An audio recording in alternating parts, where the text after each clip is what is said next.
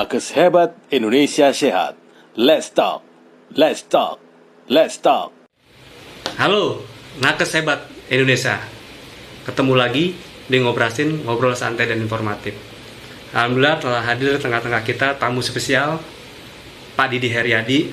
Beliau Direktur Politeknik Kesehatan Kemenkes Pontianak. Apa kabar Pak? Alhamdulillah baik Mas Timo. Alhamdulillah sehat Pak ya. Alhamdulillah. Iya.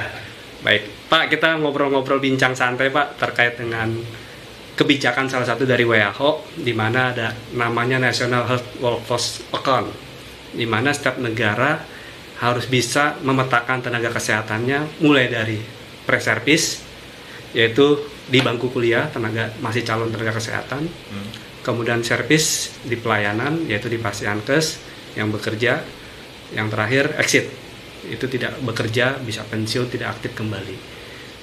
Saat ini sebagaimana kita ketahui Pak, SDMK, Sistem Informasi SDM Kesehatan telah dikembangkan dan telah dimanfaatkan oleh banyak sistem. Juga telah dipakai oleh pemangku kepentingan bahkan untuk informasi pengambilan keputusan dan penelitian untuk kajian. Kami mendapat kabar atau info Politeknik Kesehatan Kementerian Kesehatan Pontianak ini punya sistem OGES, One Gate Education System. Kalau boleh tahu seperti apa tuh Pak? Bisa diceritakan Pak? Ya, terima kasih Mas Timur. Jadi Poltekkes Pontianak itu merupakan satu Poltekkes dari 38 Poltekkes di Indonesia, dan salah satunya yang kita angkat itu adalah tadi yang disebutkan OGES, yaitu One Gate Edu System, di mana kita itu menginginkan satu pintu, jadi One Gate, satu pintu untuk semua data yang ada. Jadi kalau di National Health Workforce Account itu yang dari WHO itu kan ada 3 tahapan. Jadi bagaimana 3 tahapan dari pre-service, service sampai exit itu ada di dalam satu data. Karena ini sangat diperlukan. Nah, 3 tahapan ini ketika itu datanya bisa satu pintu, maka output kebijakannya itu didasarkan pada data-data yang valid, dan itu sangat diperlukan. Jadi One Gate Edu System itu kita kembangkan di 2019 dengan latar belakang pentingnya satu data ya, satu pintu data-data yang ada yang diperlukan untuk mengeluarkan satu kebijakan, sehingga muncullah One Gate Edu System. Nah, di sisi lain One Gate Edu System itu juga dipergunakan di dalam konsep transparansi. Jadi konsep transparansi kita sudah WBK ya, wilayah bebas dari korupsi, dan itu sangat diperlukan konsep transparansi. Jadi semua orang itu bisa melihat proses yang ada, dari proses tadi mahasiswa masuk, kemudian mahasiswa diterima, proses pendidikannya seperti apa, sampai dia exit, sampai dia menjadi alumni, dia bekerja di mana, itu terkumpul menjadi satu di dalam One Gate Edu System. Dan itu sejalan banget dengan National Health Workforce Account yang dikeluarkan oleh WHO. Ya, ini nyambung berarti Pak. Artinya yang konsep kebijakan WHO itu juga bisa dipakai di One Gate Education System ya. Artinya mulai dari calon mahasiswa sampai jadi mahasiswa dan lulus.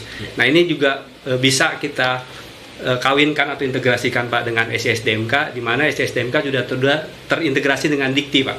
Nanti calon nakes ini, di mana lulusan atau mahasiswa aktif yang ada di One Gate Education System juga bisa terkoneksi dengan SDMK. Kira-kira pendapat Bapak seperti apa? Ya, karena Politeknik Kesehatan Kemenkes di seluruh Indonesia itu mau tidak mau kami mengistilahkan punya 2 bapak. Kalau kami 3 bapak. 3 bapak. 3 bapak, karena Kemenkes, kemudian ada Kemendikbud, ada Kementerian Keuangan, karena kami BLU ya. Jadi Poltekkes Kemenkes Pontianak salah satu dari 38 Poltekkes yang BLU ya. Nah, maka kami punya 3 bapak. Maka aplikasi itu harus ngeling kepada 3 institusi ini. Jadi ngeling ke Kemenkesnya, dalam hal ini adalah Dirjen Nakes tentunya. Ya. Kemudian yang kedua ngeling ke PDDikti, Kemendikbud, itu terkait dengan beberapa data-data kemahasiswaan, proses belajarnya, kemudian karena nanti ijazah dan lain-lain itu ada dalam satu sistem yang harus ngeling ke PDDikti ya. Dan itu di bawah Kemendikbud. Dan yang ketiga bapak kita itu adalah Kementerian Keuangan. Karena semua aspek keuangan kita tidak ada yang transaksi direct langsung. person to person, tetapi semua transaksi keuangan itu ada di dalam satu sistem One Gate Edu System. Jadi kita mahasiswa tidak perlu datang ke kampus untuk membayar, mahasiswa juga bisa ngecek pembayarannya berapa dan lain-lain, itu semuanya dalam satu sistem. Dan itu saya kira pengembangan yang sangat penting, karena kalau 3 institusi ini punya satu data besar, maka kebijakannya itu akan lebih pas ya. Dan data-data yang diambil itu lebih valid, dan itu akan sangat berguna sekali di dalam penentuan kebijakan nakes khususnya di Indonesia. Ya, artinya memungkinkan Pak ya untuk diintegrasikan ya. Betul. Oke, betul. tidak ada yang mustahil ya. Ya, Siap. ya. Baik Pak, kita tahu kalau data sudah terintegrasi, manfaat data itu pasti akan lebih terasa. Karena dengan satu data sesuai juga arahan Presiden Perpres 39 dengan satu data, itu juga sudah diteruskan juga dengan satu data kesehatan di Permenkes. Ini memang menjadi hal yang sudah sebuah kebutuhan seperti itu tadinya. Menurut Pak Direktur, kira-kira harapan apa yang harus didapatkan oleh atau ada capaian, impian atau apa yang mungkin bisa Pak Dir sampaikan ke kami gitu Pak? Ya, kami sangat mengharapkan khususnya di Dirjen Nakes ya. Khususnya di Dirjen Nakes itu punya satu ruang data yang bisa mengcoverage semua data terkait dengan nakes di seluruh Indonesia, dan di situ juga data-data diperlukan untuk pengambilan kebijakan-kebijakan. Baik itu kebijakan tadi yang pre-service, dalam hal ini tentunya di situ ada pendidikan tinggi, nggak cuma Poltekkes tapi semua juga pendidikan tinggi kesehatan itu punya satu data. Jadi satu aplikasi itu satu data yang terpusat di nakes itu untuk mengetahui pre-service itu seperti apa. Kemudian servisnya seperti apa, kemudian exitnya juga seperti apa. Itu sangat menguntungkan sekali, dan saya berharap memang di nakes itu ada ruang data khusus, board besar yang itu mencakup semua data-data yang diperlukan untuk pengambilan kebijakan nakes. Nah, kami mengambil contoh salah satunya adalah di Kalimantan Barat. Provinsi. Oh ya. Ya, di Kalimantan Barat itu di ruang Gubernur Kalimantan Barat itu Sentrum ya, Sentrum. Jadi ada satu ruangan khusus untuk data, semua data yang terkait dengan Kalimantan Barat itu ada di satu room yang boardnya gede banget. Jadi kalau kita berdiri di situ, kita ingin data apa? Kemiskinan ada, data nakes ada, data ini ada. Nah, harapan kami kalau di tingkat Kalimantan Barat itu ada data nakes itu dashboard untuk data nakes itu nge-link ke beberapa perguruan tinggi yang terkait dengan 3 aspek tadi. Pre-service, service, sama exit. Itu ada dalam satu data. Nah, itu nge-link. Nah, kalau itu di-linkkan kembali ke nakes, dalam hal ini Kementerian Kesehatan, maka kebijakan itu akan nyambung. Tidak akan ada gap terkait dengan data provinsi dengan data pusat. Yang sekarang ini mungkin menjadi masalah. Salah satu contoh umpamanya kalau kami melihat kasus-kasus data ya di Kalimantan Barat. Nah, itu umpamanya data dokter gigi. Data dokter gigi tidak sama ya? Tidak sama antara data dokter gigi yang di nakes mungkin dengan yang di provinsi, termasuk yang di profesi. Nah, ini bagaimana jalan keluarnya? Kalau kami harapkan memang harus ada dan wajib ada satu aplikasi di Dirjen Nakes ini yang mengcoverage semua data-data nakes itu ngelingnya ke sana. Aplikasi itu mungkin SSDMK Pak sudah kita kembangkan dan akan kita terus kembangkan. Saya mengambil benang merah yang disampaikan Pak Didi ini sepertinya memang harus seperti itu Pak, bahwa data itu kalau bisa sudah terkoneksi ya. Tadi data tidak sama. Kita juga menggandeng tidak hanya sebenarnya Poltekkes saja, tapi mungkin yang pertama nih kita gandeng Politeknik Kesehatan dulu, kemungkinan juga nanti FK atau universitas atau stikes kesehatan lainnya Pak. Oke Pak, menarik ini Pak. Terakhir nih Pak, kira-kira ada pesan dari Pak Direktur nih buat Poltekkes lain atau buat institusi pendidikan lain seperti apa Pak? Kita sekarang berada di era digitalisasi ya. Ini saya kira sejalan dengan transformasi Kementerian Kesehatan. Salah satunya adalah transformasi digitalisasi kesehatan. Dan ini kalau kita tarik benang merahnya, maka Poltekkes di seluruh Indonesia mau tidak mau, suka tidak suka harus digitalisasi.